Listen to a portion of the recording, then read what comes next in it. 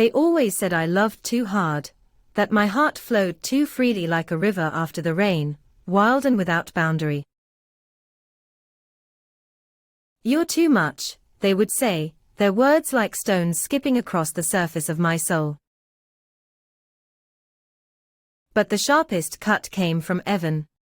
He was the sun I revolved around, and for a time, I believed his light could warm even the darkest corners of my heart. Until one day, he simply disappeared, leaving me in the shadow of his absence. "You need to stop being so clingy," were the last words he spoke to me, his voice tinged with annoyance. As if my love was a burden too heavy to bear.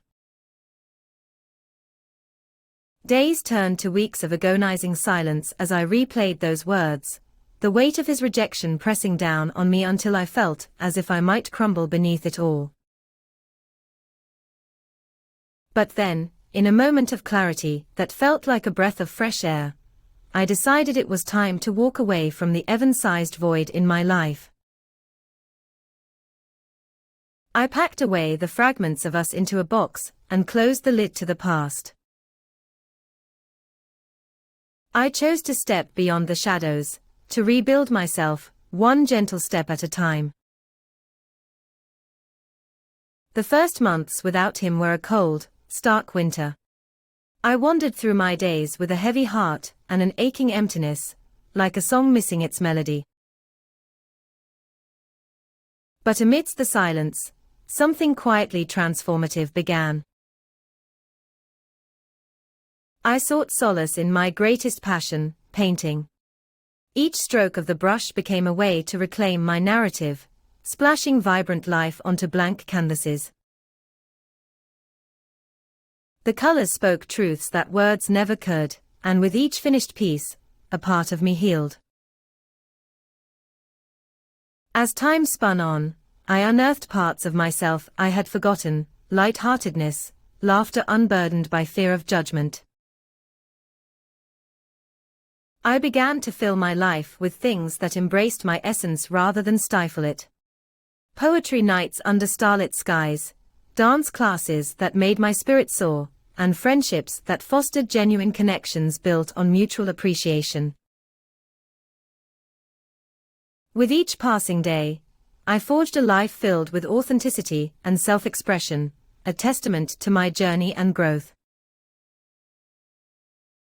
Years swept by in a blend of textured moments, and I became someone more resilient, someone who finally saw my so-called too much as enough, someone who embraced love in shades previously unknown.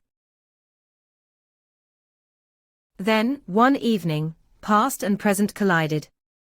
I was painting under an autumn sunset, when I heard a voice that stopped time. I turned to find Evan standing at the edge of my world. He looked both the same and entirely different, his eyes searching mine with an intensity one hadn't seen before. "Hey," he said, as if we'd only spoken yesterday. "Hey," I replied, my voice steady, calm, no trace of the storm I'd once been. For a moment, we stood in the hushed embrace of twilight, the weight of unspoken years between us. I could see a flicker of recognition in his eyes, a realization of what I had always known, what he once dismissed as too much was, in truth, an abundance, a gift. And now, he saw it too. "I heard about your gallery exhibit," he began, hesitant yet sincere. "Thank you," I said, a soft smile gracing my lips. "I'm proud of what I've achieved." There was a pause, a breath held between then and now. I could sense his struggle with words, with memories unearthing themselves. "I'm sorry," he finally said, an echo of regret wrapped around the syllables. "I forgave you a long time ago," I replied, feeling the last vestiges of past hurt dissolve into the air between us. I realize now that your leaving taught me to find my own light. He nodded, an unspoken understanding passing between us. And there it was, a quiet, powerful recognition of the person I had become without him. The one they called crazy was finally free. As Evan turned to leave, I stood silently, watching the sun sink low on the horizon, painting the sky with brilliant hues, a symphony only I could hear. I was grateful for the person I had become, strengthened by a journey marked not by abandonment, but by rediscovery. I stepped back towards my easel, ready to capture the moment, knowing I was exactly where I needed to be, boundlessly, gloriously enough.